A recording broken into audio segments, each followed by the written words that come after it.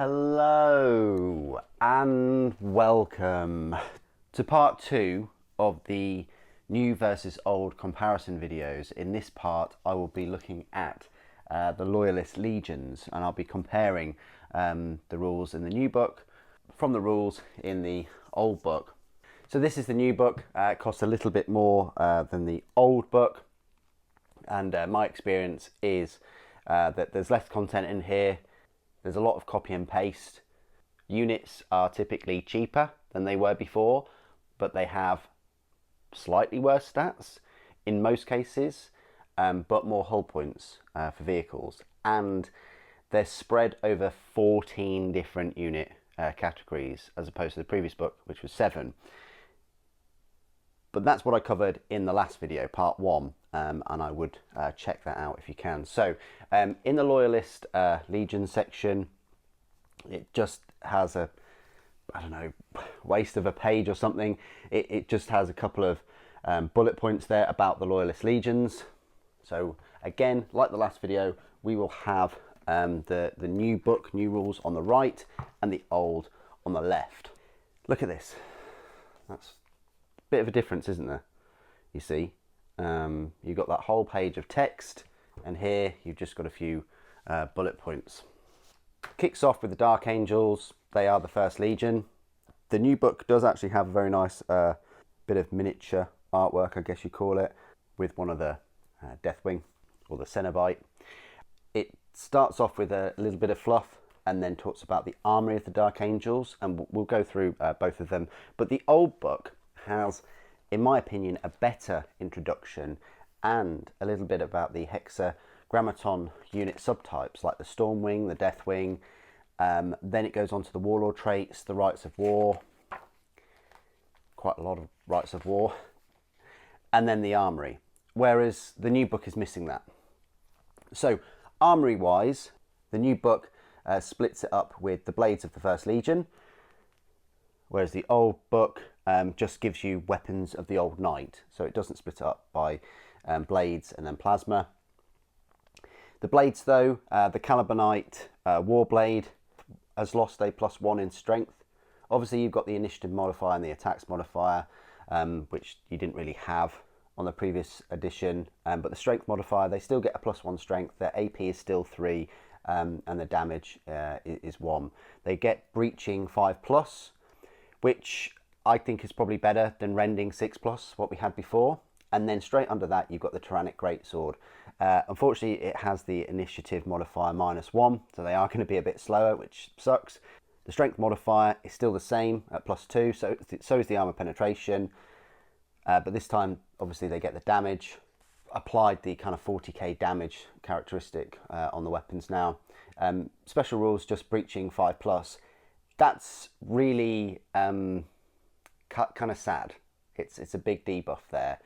Yes, they do 2 damage, but the same breaching 5+ for a great sword compared to the Warblade. The only difference you're getting is 1 damage and 1 better strength. The previous edition rule had the Tyrannic Greatsword as +2 strength, AP 3, but it had 2-handed rending 5+, but murderous strike 5+. So that meant that if you were wounded by a Tyrannic Greatsword, other than like a Primarch, or if you had some other kind of like special rule, on a 5+, you were insta-killing characters, Space Marines, anything with like more than 1 wound. That really does suck, and it's a massive debuff, and it's the one reason why I wouldn't even touch 3rd edition at all. Like, I wouldn't go there with the rules. I wouldn't go there with the Legion rules. Even the points reductions and the increase in hull points. It's because they fundamentally changed the way a specific Legion weapon works. So if I was playing, I'd be playing with 2nd edition rules. There is no doubt about that. They then talk about plasma burner and plasma incinerators. They've gone all 40k with the plasma weapons, of course, in this edition. Just makes it more complicated. You've got sustained fire. So the plasma burner is still a template weapon, but for a template weapon, because it's plasma, they've split it into sustained fire and maximal fire. And maximal fire, they've obviously given the overload rule Before, it was just a straight up strength 6, assault 1, breaching 4+, so it's actually worse now. It's even worse for the normal sustained fire. Terrible debuff there. The plasma incinerator, we didn't really get, but we did have the plasma repeater. So they've added like a new weapon there, the incinerator, as opposed to the repeater and the burner. Would have preferred them to keep with the repeater and the burner. Again, total debuff there of the plasma weapons, and just made those interemptors, I think they're called interemptors, useless now, really, because before you had the breaching 4+, which actually made them pretty good. Now the plasma burners and incinerators, it's just breaching 6+. It's just awful. It would have been better to keep it with the plasma repeater and the plasma burner. Hopefully, this is a thing, this is what annoys me, is that we're gonna have to wait 3 years for another change. 3 years if you wanted to use these rules to get the plasma back on track and where it was, and to get rid of this 40k injection, really. Then you've got the paladin of the, and I can never pronounce this, Hecatonistica, or Hecatonistica, or Stiker. I can never pronounce that. You're missing out on the stasis missiles. No longer can you have stasis missiles, so they've removed that. And it doesn't really say anything about the points cost there. It doesn't say anything about plasma weapons in general, like in the old rules. You could exchange the plasma gun or twin link plasma gun for a plasma repeater or a plasma burner. You can't do that now, which is just crap. You've got the rights of war, you've got advanced reactions, and you've got these symbols, which of course you have to memorize all 14 of these to make that make sense. I think that's crazy that they're expecting you to memorize 14 different icons to make these detachments. It's lazy, and they should just write it underneath them at this point. Yeah, look at that. Like, I mean, is that transport? Is that normal Space Marines? Is that high command or command? I don't know. It's confusing. So you've got the different storm wings and things. The old book, they then talk about Lionel Johnson. For some reason, they've got this fluff bit of artwork image, and then they talk about Lionel Johnson. Same points, so nothing's changed there. 460 points. His stat line has remained exactly the same. But the one thing I will say is the Lion Sword does get an extra 2 strength for him, but has had a debuff to the AP. It's now, the armor penetration is now only 2, and it used to be 1. And they've obviously got the damage 3 now, and then traits power, Sword of the Order. So they've completely debuffed it. They've given it 2+ strength, but before it had Armor Bane, Flesh Bane, Mastercrafted, Instant Death, and Two-Handed. Now it just has Sword of the Order. It's just, yeah, it's a farce. Wolfblade is actually not as strong as the Lion Sword anymore. Before, that had a +2 to the user's strength. Now it's just the same strength. The armor penetration has remained the same. Its special rules are Shred 4+, Breaching 4+, Reaping Blow 2. Before, it had Shred, just straight up Shred, Breaching 4+, and Reaping Blow 2. But it also had Mastercrafted and Fearsome Ruin, which had a special rule for that. You've got stasis grenades here for Lionel Johnson, but they don't appear anywhere else in the Legion, so that's a complete canon rewrite. The stasis grenades just no longer exist for anybody other than the Primarch. Also, the Lion Collar is slightly different. Now it adds +2 modifier to the focus roll and does not suffer -1 modifier for each point of the difference between the model's base wound characteristics and its current wound characteristics. Before, when reduced to 4 wounds, Lionel Johnson gains +1 attack, increased to 2 attacks. When reduced to 2 wounds, I much prefer the old rules for that. You've also got a little bit about the armor, which is the Leonine Panoply. 2+ normal save, 4+ invulnerable, and the first failed invulnerable save, you can re-roll. You don't get that in the new rules. It doesn't even, say anything about his Leonine Panoply, and it's the same for the other Primarchs. They don't talk about the armor, which is just such a... I swear they are trolling us at this point. Okay, so this Primarch's got this really iconic armour that was master crafted, and it's got some slightly different special rule for each Primarch. No, complete canon rehaul. He no longer wears the Leonine Panoply because it's not written anymore. It's not part of the rules. They have. It just frustrates me when they have such a great, rich lore and fiction associated with the whole of the Horus Heresy. Some would argue more than 40k, and then they go and erase things. It's just, yeah, frustrates me. Anyway, so that's Lionel Johnson. Debuff, things taken out, omissions, mistakes. Yeah. I'll try not to dwindle too much on Dark Angels, but they are my legion, so that's why I'm probably spending more time on them. Then they talk about Corswain. So they are keeping a nice order to this, and I prefer this order. So you've got obviously Lionel Johnson, then his kind of second in command Corswain, then Marduk Cedras. You've got a Deathwing companion detachment. You've got the Dreadwing Interemptors, and you've got the Inner Circle Knight Cenobian. I don't know about that. I probably would have had Deathwing, then Knight Cenobian, then Interemptors at the end. But in terms of the old book, they moved over to the Inner Circle Knights, and then the Dreadwing, the Deathwing, and then Corswain. So the order's all over the place. But if I just compare Corswain has had a points bump up. He's now 220 points. He's more costly. He has been given an extra attack. I always thought that 4 attacks were a bit short for him, but now he's got 5. He's got his normal 2+ and 4+ invulnerable. His armor has had a debuff as well. At least they talk about his armor, unlike the Lion. When a model with this special rule is engaged in a challenge, the damage characteristic of any wound inflicted by the model is reduced by 1. So you're just getting -1 damage. Whereas before, armor was definitely better. 2+ normal save, 4+ invulnerable, and then 3+ invulnerable against close combat weapons. That was better, and it is better. And again, Games Workshop just don't like Dark Angels anymore. Massive debuff.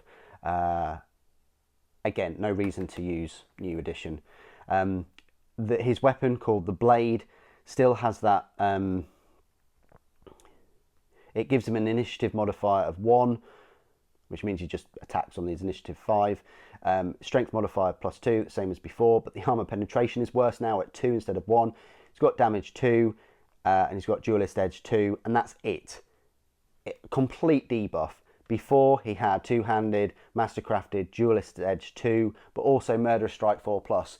And that makes sense to have a 50-50 chance of Corswain killing you. I still think that's low anyway, if you faced him in close combat, as one of the best swordsmen, but still, it's just awful. Anyway, moving on to Marduk Cedras. He's also had a bit of a points increase. He's had a bump up to his toughness. I mean, he is a Terminator, so that kind of makes sense. He's had an extra wound, and he's been given an extra attack. So actually, for 5 points more, he's had a bit of a buff. He's got his 2+ normal save, 4+ invulnerable, and his war gear, very minimal here now. This has been shrunk so much compared to what he had before. Before, he had Ancient of War, Regalia of the Shattered Scepter, and the Death of Worlds. He's still got the Death of Worlds, which is his sword, but it's had a debuff because his initiative modifier is now -2, so he probably is going to be hitting last, especially against normal Space Marines, which is just ridiculous. His strength modifier is still +5, which is nice. AP is the same as 2. Damage, he is getting 3, but no special rules. Before, he had unwieldy, unfortunately, two-handed Curse of the Dead Worlds. Curse of the Dead Worlds last time was invulnerable saves taken against hits inflicted by the weapon reduced by -1 to a minimum of 6. So if you've got an invulnerable 4+, it'll go down to a -5. That was way better. He was way better. Other than like his lack of attacks and maybe his toughness and wounds, yeah, I much preferred his sword, much preferred his Ancient of War, and also his Regalia of the Shattered Scepter. He could pass any difficult terrain tests, which was a nice buff that he had, previous edition. You got the Deathwing Companion Detachment. They have had a points increase as well to 175 points. Their stat line remains the same, however, they do get 3 attacks now, and for some reason the Oathbearer doesn't get 1 extra attack. It's just got exactly the same stat line as a normal companion, but 1 extra leadership. They had a load more special rules and things in the old edition, especially when it came to the Deathwing Retinue, the Cytherion pattern Aegis. Basically now it's worse. It only gives a 5+ invulnerable save. They can make a shield wall thing. I much preferred the old rules for that. The Dreadwing Interemptors, they look like they're support rather than elites anymore, but they are the same points cost and they've got the same stat line, and the stat line remains mostly similar, but they lose 1 attack. I think that's ridiculous. I think they should have still had 2 attacks. It sort of helps them in close combat a little bit. They're all equipped with those plasma burners, which are worse, and unfortunately they don't even put the plasma burners and incinerators down at the bottom, which they could have done instead of putting a picture of a Venator. That's what they did in the old book, and instead they focus on a missile launcher. A missile launcher that we don't even get in the unit. Maybe we'll get them in plastic, but they're Interemptors. They're supposed to leave no trace, no bodies, no ruins, nothing. Even little bits of Space Marines if they fire a missile launcher. I mean, these missile launchers, it's just so random that they've introduced this new weapon to the Interemptors. It's a short-range missile. It's a 24-inch range, so I don't know how useful that's going to be. For the Rad missile, they get 2 shots, strength 4, which is going to be wounding on 4+ minimum, AP 3, which is nice. They get poison 2 plus phage 1, or a stasis missile, which is the same range, but they only get 1 shot, still the same terrible strength, no AP, damage 2, and a 3-inch blast and 3 stun, and it's stasis. So they swap the stasis grenades for 1 stasis missile. And you've got to remember, you can only get 1 of these for every 5, and it's going to cost you an extra 15 points. It's completely shoehorned in for no reason. I don't like it. Give us back the Interemptors that had just the plasma and focused on burning things with their overcharged plasma weapons and things like that. It's annoying because their plasma weapons were very decent and they didn't overheat, they didn't have overload. Now they do, and they do less damage for the same points. It's not even funny anymore. Then you've got the Inner Circle Knight Cenobian. They are the same points cost, and because they're Terminators, of course, they've been given an extra wound there of toughness 5, and they now have 3 attacks each, which is better. They've still got the normal 2+ and 4+ invulnerable. They've got the Tyrannic Greatswords, which aren't as good as they used to be. And they have these Plasma Casters, which again, 40k rule implementation of sustained fire, maximal fire. I really hate it. They've been given this 40k-ism of everything plasma. You can have sustained and maximal. Why can't you just not have that for every single plasma weapon? The chance to blow yourself up on it. It's just, I don't even think it adds any extra fun, but essentially they work the same. They're a template. They've still got breaching 6+, or you can bump it up to breaching 5+. I think they were fine before, where they didn't have the maximal fire, because you're not even increasing your strength either. You've got order exemplars here, 1, 2, 3, 4, 5, 6 different orders, same orders as you had before. And that is it for the Dark Angels. They show some colours of the First Legion, which is kind of a copy and paste almost from before, but just the opposite way round, and they don't have the nice borders around them. And then you've got some Dark Angels vehicle heraldry. It's almost a copy and paste. They still use the same saber tank, exactly the same saber tank. The Dreadnought, they've changed.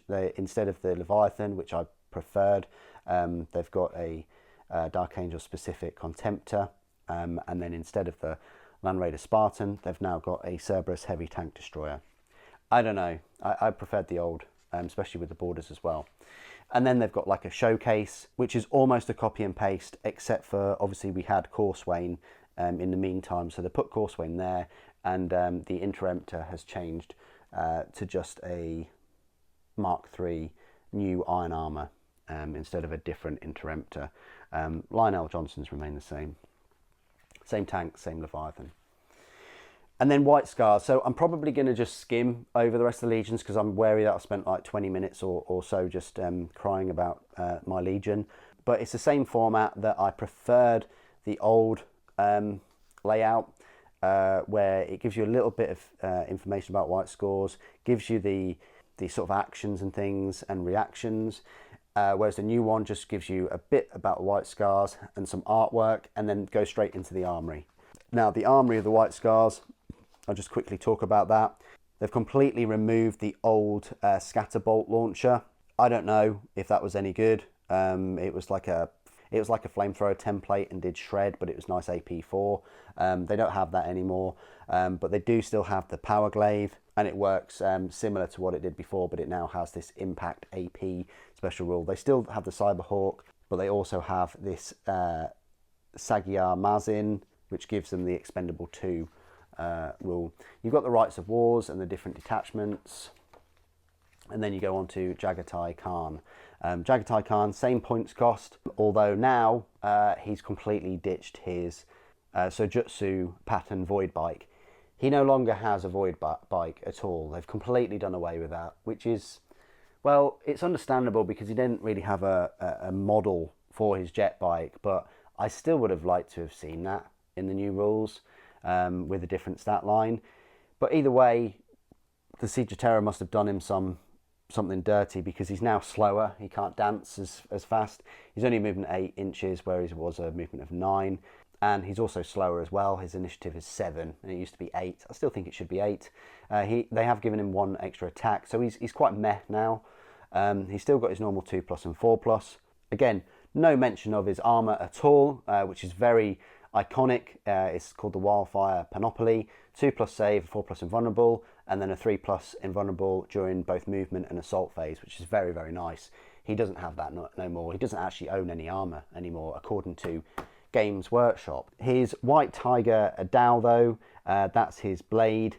It does bump up his initiative by 2, so that is a initiative 9 now. Strength is actually worse now because it's strength 6, whereas before it had +1 to strength, so that would have been 7, and that helps if he's going up against other Primarchs that have decent toughnesses. Its armor penetration remains the same, but it's worse. It's got impact and duelist edge 1. Before, it had duelist edge 1, furious charge 2, murderous strike 5+, and mastercrafted. Again, they've done away with this murderous strike thing, which is ridiculous. It means you are just hacking away at normal Space Marines or Praetors instead of instantly cutting them down. The rules just don't fit the lore as much as they did in the old rules. Obviously, he's got his pistol as well, which is Storm's Voice. Still has the same number of shots, still has the same strength. But it has less rules. It has breaching 5+ and deflagrate 6 and stun 1. Before, it had those, but it also had concussive and mastercrafted. Doesn't have mastercrafted anymore. Make that make sense. He's got special rules, which is the Death by 1,000 Cuts and Sire of the White Scars. He completely misses out on the Void Bite, though. As I say, I'm going to skim through these quite quick. Then we move on to King Quinchar, or Kinchar, or Tsar. Same number of points. He's also slower, and he's had an increase to his toughness, a debuff to his initiative, same number of attacks, same 2+ and 5+ invulnerable save. In terms of his blades, the Tails of the Dragon, they were better before because strength +3, and they had part of the horn. He had 2 different kind of attacks that he could go for. Hibu Khan, we never had rules for Hibu Khan, but now we do. 165 points. He's got a mighty 2-handed blade in battle. He seems all right. He's got a 2+ normal save and a 5+ vulnerable. Then Stormseer.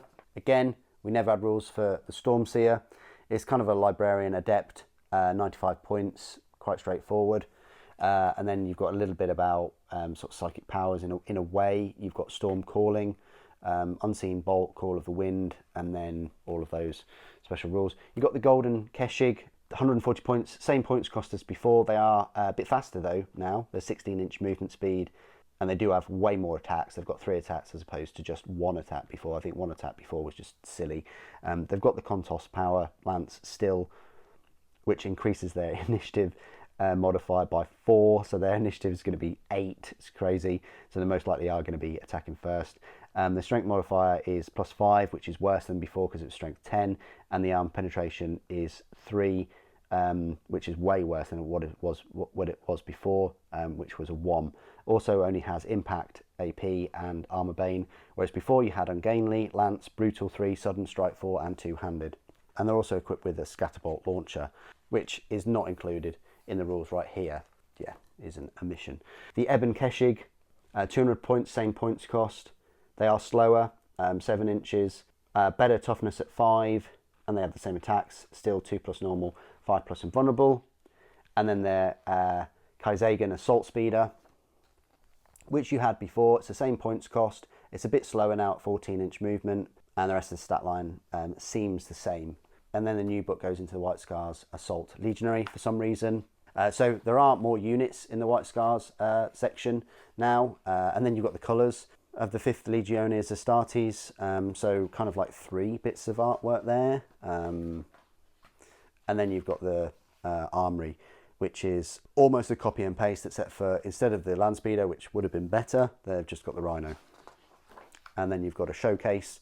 Obviously, we've had the new jet bikes. They've got the same land speeder, but they've got a very nice White Scars Chosen Legionary in Mark II Crusade power armor with a banner. They've still got the land speeder.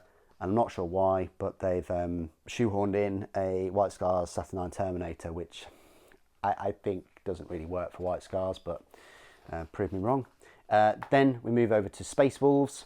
Again, similar kind of layout, but they go straight into the armory rather than all the Rites of Wars. Now, the armory for the Space Wolves in the new book, you still have your Fenrisian Axe, still does add +1 strength, and it still has Reaping Blow 1. So one of the only weapons, I think, that hasn't had a massive change. You've still got the Frost Swords, which have become worse. They don't add +1 strength, but you do have Breaching 5+ now, which is nice. You've still got the Frost Axes, which takes 1 off their initiative, but still increases +1 strength. And the AP is worse now than before. It was AP 2. Breaching 4+ though, which is absolutely crazy. You've got Frost Claws, same AP. And then Great Frost Blades have initiative modifier -2, ouch. But this time they are better. They're strength +3, and they still have the AP 2 and Reaping Blow. No extra weapons there, but you've got a little entry about the Pack Thane, whereas before you had the Jarl and then the +10 points for, and then you also had the Pack Thane as well in the old book. Then you've got the Rites of War in the new book, and kicks off with Leman Russ. Whereas before, you also had 2 new entries, the Legiones Consularis, Speaker of the Dead, for 65 points, and then the Caster of Runes for 45 points. Then we go on to Leman Russ. Now, Leman Russ is the same points cost as before, and has exactly the same stat line as he did before. So one of those Primarchs that nothing's really changed. Again, they don't talk about his armour whatsoever, but as you know from the lore, which is very important to stick to, he is equipped with the armour of Elavagar, which confers a 2+ invulnerable, a 2+ armor save, and a 4+ invulnerable save, which is increased to 3+ against flame, melter, and plasma weapons of any kind. And enemy contacts in base contact with him suffer a penalty of -1 to hit him in an assault on any turn in which Leman Russ makes a successful charge. I think it's written somewhere in the lore, like if you're close to him, you can kind of feel yourself getting cooler and getting slower and like freezing, basically. It's got the strange exothermic field generators, basically. They bleed energy, heat and kinetic potential from the surroundings. You've got an aura of murderous chill around the Primarch, a wave of killing frost. That's just so cool, and it's not present in this by the numbers book, unfortunately. His weapons, though, of course, he's got the Axe of Hellwinter and the Sword of Balin Knight. Now, the Sword of Balin Knight still gives him a +1 to strength, still has the same armor penetration, has damage 2 though, but it only has critical hit 5+. That's it. So annoying. Whereas before, it had Murderous Strike 4+, which was amazing, had Brutal 2, Fearsome Ruin, and Mastercrafted. And Fearsome Ruin, of course, meant that any unit which suffers 1 or more casualty, they must make a morale check. And they have to roll an additional d6, so it did a bit more damage. The Axe of Hellwinter, of course, still gives him plus strength 2, still at the same armor penetration, damage 2, but it's now got armor bane and reaping blow 1, Before, it only had Sunder, Reaping Blow 1 and Mastercrafted. So I don't know if it's better now because of that armor bane. Scorn Spitter is Bolter. Still the same range at 12 inches. You're getting 3 shots, which was the same before. The strength is unfortunately still only 4. The armor penetration is still 3, which is amazing. Damage 1. Breaching 6+ now, whereas before it was rending 6+. So I think better. And then you've got his special rules, which is Howl of the Death Wolf and Sigh of the Space Wolves. Then they talk about Havral Redblade. So no mention of Frecky and Gary near his rules. You have to skip a few, and they've got their own separate entry there. I might as well talk about them now rather than skip them. Same points cost and same stat line. Their Tooth of Claw does the same damage as well, really. But yeah. We then move on to Havral Redblade, which unfortunately they go to their Storms pack in the old book. So if I just go to Havral Redblade, there he is. Same points cost. He is better now, I think, stat-wise. He's now got a toughness 5 and 5 wounds. Before they were just 4. And he's also now got 1 extra attack at 5. He's got his 2+ normal and his 4+ invulnerable. His weapon, the Hearth Splitter. Same strength of +2, same armor penetration of 2, same armor bane. So it works as it did before. He's also got Head Taker special rule, and he had Head Taker before, but he also had Battle Cunning. Gigor Fellhand is actually a fair bit cheaper now, 105 points as opposed to 135. Now has 1 extra attack at 4 and a better leadership at 10. Same 2+ and 5+ invulnerable. And his melee weapon, the Fell Hand, is worse because before it was strength +1. Now it's just the strength of the user. But it does have breaching 4+ and shred 5+. Before it had rending 5+ and shred mastercrafted reaping blow 1. Caster of Runes. I don't think we had a Caster of Runes before. So works a lot like Librarians. So there's a bit more of a focus on like Librarians in this edition. You've got all the psychic powers there, or rune casting as they call it. Then you've got Wolfkin of Russ, which we've already talked about. The Varagir Wolfguard Terminator Squad, which are the same points cost, and they are better now because they're slightly better because they have the toughness of 5, and they have 1 extra attack now at 3. Even with their Thane getting 4 attacks now, still have the 2+ normal and 4+ invulnerable. You've got the Death Swarm pack, which are the same points cost, and they get 1 extra attack there. They've got the 2+ save. You've got the Grey Slayer pack, which is the same points cost, and they have an extra attack there, and 3+ save. And then you've got the colours of them. So in the old book, you also have the Grey Stalker pack, which you don't get in the new book. They go straight into the images, the artwork, which are very similar, but just moved over. I much prefer, I'm nitpicking, but I much prefer the pauldrons and the helmet markings on the first page, and then the picture of the armour on the second page, but I'm just nitpicking at that point. In the new book, we've got a look at the Storm Eagle, whereas before we had a Land Raider Proteus. Still got a Rhino, which is slightly different, and we've got a Contemptor instead of the Leviathan. And then in the character sort of showcase, we've got a Space Wolves Praetor in Artificer armour now. And unfortunately, we still have one of the Terminators, one of the Wolfguard Terminators with those horrible maggot fur sculpts. But we also have we do have a Predator, and we now have a Caster of Runes, which we didn't have in the previous book. But no, Frecky and Gary. Okay, because I don't want this video being like an hour and a half or 2 hours or so, I have decided to just focus on 4 legions per video.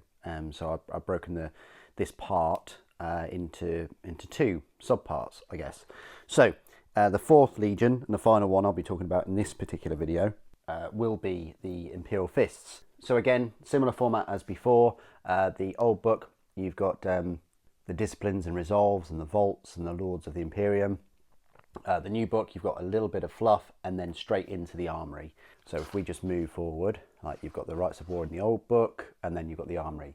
So one of the main weapons that they've got, other than the awesome bolters and the assault cannons and things, is the Solarite Power Gauntlet. It's an initiative modifier -3, attacks as a user, strength modifier +4, AP 2, damage 2, critical hit 6+. Before, it was better. It didn't have critical hit, but it did have a strength of 10. Didn't have initiative modifier, well, unless you count unwieldy, and it had an AP 1. So it had a better AP and way better strength. It was just like a Power Fist is strength 8, it was just on another level. It had that strength 10 and it had that AP 1. The other war gear that they've got is the Vigil Pattern Storm Shield. They had that in the old rules, and before a model would gain 3+ invulnerable save, whereas now they just get a 4+ invulnerable save. Absolutely ridiculous. They made it worse. Also, you had a rule about a Castellan. Doesn't look like you have to pay any more points for that, whereas before you had to pay an extra 20 points, and it was just laid out better with the special rules and the war gear. Unfortunately, no Teleport Strike extra special rule in terms of the Cataphractii, and no Iliastus Assault Cannon, which is silly because they sell the Iliastus Assault Cannons, and even the guy on the top of the tanks, which I think is in this book, we'll have a look in a bit, has that cannon. You know, Iliastus Assault Cannons before, they were ranged 24 inches, strength 4, AP 4, assault 4, but they were rending 6+, and they, unfortunately, they had that malfunction rule where, you know, they would get hot. So they no longer have those. They've lost the technology, I think. Then you've got the Rites of War and the detachments. You've got the Decurion Sagittar and then an Imperial Fist Assault Legionary. For some reason, I don't know why they have to put these here for the legions. They should put them at the end. And then it goes straight into Rogal Dawn. The old book also had Rogal Dawn, and he's the same points cost as before, 435 points, and he is worse. He's had a debuff, unfortunately. His weapon skill is no longer 8, which is crazy because he does go toe-to-toe with some big things and also Primarchs and stuff. So his weapon skill is now 7 instead of 8, and also he's had 1 less wound. He's only got 6 wounds, but his save is still 2+ and 4+. Unfortunately, no mention at all about the Auric armor. Before he had the Auric armor, which gave him a 2+ normal save and a 4+ invulnerable, and also no attack may wound Rogal Dawn on a better than a 4+, regardless of its strength or special rules. So, you know, no matter what weapon you had, it would only ever wound him. It would only ever have a 50-50 chance of wounding him. He no longer has that, which is crazy. He has something different called the Bulwark of the Imperium, where wound tests against the model with this gambit has a result of 1, 2, or 3, and 4 are never successful of the strength. So, yeah, it's now like a 5 or 6, basically. He still has the Storm's Teeth, which is his mastercrafted chain blade, which has had a big debuff. No longer does he get +2 strength for it. It's just strength 6, which is terrible. Armor penetration is still 2, damage is 2. It's got shred 4+ and reaping blow 2. Before, it had two-handed, murderous strike 6+. It had shred and it still had reaping blow 2. So it was better before, better strength and the murderous strike. I know it's only on a 6+, but still. Also his weapon, the bolter, this tactical bolter, it still has the same number of shots, 3. Still has the same strength, but it still has the same AP, 3. But now it's got breaching 5+, whereas before it had assault, whereas before it had rending 5+. So overall, he's worse now. What a surprise. Then we've got Sigismund, whereas before we had Templar Brethren. And again, I prefer the layout of this, having like your Primarch and then your command, I guess, or high command. So we'll just skip to Sigismund in the old book. Now Sigismund has had a bit of a points increase, and I think he is worse now. So 250 points as opposed to 230. He has 1 extra attack now, which I think that's where it should have been at 5. His save is still 2+ with that invulnerable save of 4+. Don't know why he's got an invulnerable 4+, because it doesn't actually say that he's got an iron halo, which is ridiculous.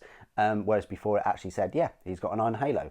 Why can't they just be transparent about that? He's still got the black sword, but it is worse.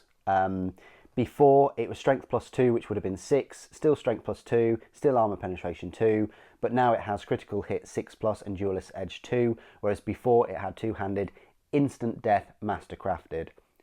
Way, way better. His new special rules, he's got Slayer of Kings. The controlling player must issue a challenge, and if able, and select which of his opponents will accept. He's also got Death's Champion. Sigismund's attacks are more deadly when this gambit is selected. Death Champion, if Death Champion gambit is selected, attacks by this model in the following strike step have the critical hit 5+ special rule. So he just gets critical hits 5+. He no longer gets that instant death rule that the Black Sword has. No longer has Dolorous Fighter anymore. He has like a modifier of that a little bit in terms of the challenge with the Slayer of Kings. But the Dolorous Fighter meant that the opponent always had to accept the challenge from Sigismund. And also, invulnerable saves taken against Sigismund attacks must be re-rolled, which was incredible. So you had Murderous Strike with the Black Sword, and if the opponent had the invulnerable save, which you would have an invulnerable save if you're going against characters and things, you had to force that to be re-rolled. So that would normally be probably a 4+, maybe a 5+. If you pass that, they had to re-roll that save. And of course, if they then failed it, instant death because of the Black Sword. He was way better in the previous edition. And again, a bit like, you know, if you're an Imperial Fist player, I would be annoyed. Like, of course, I'm a Dark Angels player, and I won't use this edition because of the terrible plasma weapon, because of the terrible Tyrannic Greatsword rules and the plasma weapon rules. But Imperial Fists have been done dirty too. You know, Sigismund, I would have played Imperial Fists and collected a whole army of Imperial Fists surrounding Sigismund with those special rules and things. Now I won't. A lot of the time, rules do affect what you're going to purchase, and this definitely does. So then they move on to Fafnir Ran. In the old book, it was Alexis Pollux and then Fafnir. Fafnir is the same points cost, but he has had a debuff to his ballistic skill. Unfortunately, training in all the scenarios and the pits and things with Sigismund doesn't make any difference. His ballistic skill is now 4, where it used to be 5. I think that's a mistake. He has been given 1 extra wound though. Same number of attacks, same 2+ normal and a 4+ invulnerable save. His war gear, of course, is the Headsman and the Hunter, which are his sort of twinned fighting axes. Strength is still +2, but the armor penetration is now worse. I think it should be an AP2, but it's now only a 3, and he only gets breaching 4+. Before, he had Shield Master, Specialist Weapon, and Master Crafted, and he also had an extra rule called Twinned Axe. So that meant he could fight with 1 axe and get that plus strength 2, or he could fight with Twinned Axe and get only plus strength by 1, but he had Rampage 2, two-handed Master Crafted. And with the Shield Master rule, for the old rules, they had to reduce their strength by any hit against him by -1 if he was using as a single axe. So he could use his shield and his axe and his single axe kind of at the same time. Whereas now, he just suffers no penalty in a challenge for carrying a shield. And he's got this Executioner's Tax, where he may suffer a negative modifier to the focus roll in exchange for improved attacks, and then essentially he gains an additional dice in the focus step, and attacks in the following strike phase gain the critical hit 6+. So that's okay, but still better before. They move on to Evander Garius, which simply did not exist. They didn't have a model for him or anything like that in the previous edition, so this is a brand new model unit. He costs almost as much as Sigismund though. He does have toughness 5 and 1 attack less than Sigismund, and has a different kind of like Volkite weapon, which is alright. It's a 15-inch range. It's Volkite at the end of the day, and also a power weapon, power gauntlet called the Subjugator, which unfortunately reduces initiative by 2, but bumps his strength up to 8, AP2, damage 2, so it's a bit like a power fist. And then he's got the Tyrant's Regalia, where he has a feel no pain 5+ against wounds suffered engaged in a challenge. They had a new model for him. They're the new rules for him. Then you've got Camba Diaz, which again was not present in the old book. So new model, new rules for him. 120 points, seems okay. Only 3 attacks, 2+ normal, 4+ invulnerable. And his main weapon, which is a long power sword, is a +1 strength, so that'll be strength 5, AP 3, damage 1, breaching 5+. It's a standard kind of power weapon, really. And he gains additional attacks when he fights last in a challenge. And he's got the line Unbroken rule, where his attacks characteristic is modified by +2, so he's going to be getting 5 attacks there. You've got Alexis Pollux, which was present in the previous edition, same points cost.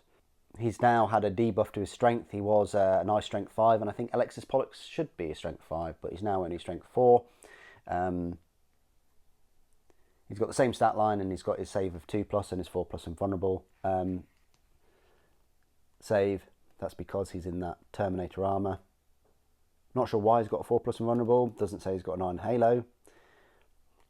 Might be to do with his storm shield. But he's got his hammer blow rule, where you can pick the hammer blow gambit, where it goes up to strength. It says strength modifier 10, which is really odd because normally you kind of have like strength modifier plus something. So that's not a +10, it's just his strength is 10. Surely they could have just, if they're going for the strength modifier format, surely it should be strength modifier +6, because then it would be strength 10. I don't know what they're playing at. Because if you're going for strength modifier and it only says 10, why not just keep that as strength for everything and then just have strength 10 rather than, oh, strength modifier 10. Well, what about strength modifier +6? What happened to that? Anyway, I'm getting sidetracked. Damage 3, critical hit 6+. He's got Void Commander. He is equipped with that Solarite Power Gauntlet. His hammer blow kind of weapon before had a strength 10, but it had a better AP at 1. It also had Armor Bane, Flesh Bane, and Exo Shock 6+. It was just better. He was just better back then. Then you've got the Templar Brethren, which in the old book was straight after Rogel Dawn. They're actually a bit more costly. They're 160 points instead of 150, and they've had an increase in attacks. They've now got 3 attacks instead of the 2, so that's better. They've still got their 2+ saves, and they're equipped with just normal power swords. They can have Solarite Power Gauntlets, like they could before, and they can still have their combat shields, which is what I would suggest you equip them with. Then you've got the Phalanx Warder Squad. They are now cheaper. They're 200 points as opposed to 225. Their stat line is a little bit better. They've got 2 attacks now. They've got the 3+ normal and a 5+ invulnerable. I think that's because of their Terminator armor, but I'm thinking they just have the Tartarus pattern, because Cataphractii would have given them a 4+. So yeah, they've got a 5+ invulnerable save. I think that's because of their Borden shields. And then you go into the colours. Again, opposite way. I do like the Breacher shield there, though. That's quite nice. And they've used the exact same Terminator as they did before, but they've obviously added the Assault Space Marine and then Mark 6 Sergeant. For the vehicles, they've used exactly the same Land Raider, same name Land Raider. They've swapped out the Rhino for a jet bike, and they've swapped out a Leviathan for a Contemptor. In terms of the units, they've swapped out the Templar's Brethren with an Imperial Fist Champion Console. I would have preferred them to have a Templar next to Sigismund, it makes sense. They've also swapped out a heavy support Space Marine with an Assault. They've swapped out the Mark 6 with a Mark 3. And the Contemptor, they've swapped that out with one with heavy bolters and the Assault Cannon. And that's it for kind of part 2, part 1. Part 2, part A of 2 parts of the Legion specific changes and rules. I wanted to make this part split into 2 just because there's a lot to go over with these 8 legions, and I wanted to do them justice without going over like all of their special rules and things, mainly focusing on the changes in their data sheets and their stat lines and the layouts. Join me in part 2 of part 2, I guess you'd call it. Hope you're enjoying these videos and the content. Of course, there will be more miniature reviews coming, but I thought I would do this justice to give you a full idea and look at the differences between the two books.